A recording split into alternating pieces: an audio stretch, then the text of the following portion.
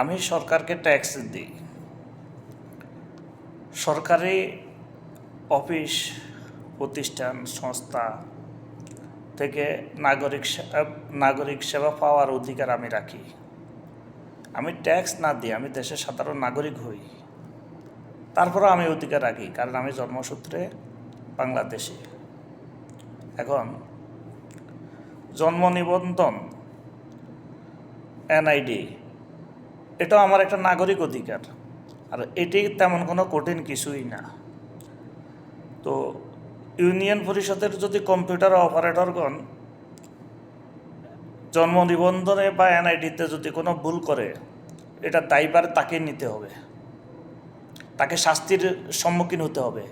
খরচ তো পরের কথা, খরচ সে দিবে, এবং তার ভুল সে কেন করলো, হয়রানি কেন করলো, সময় নষ্ট কেন করলো, এর জন্য তার শাস্তিমূলক ব্যবস্থার আওতায় তাকে আনতে হবে। এটা বর্তমান সময়ের দেশের সকল নাগরিকের একটাই কথা, যে ইউনিয়ন পরিষদের কম্পিউটার অপারেটর যদি কোনো ভুল করে তাকে জরিমানা করতে হবে।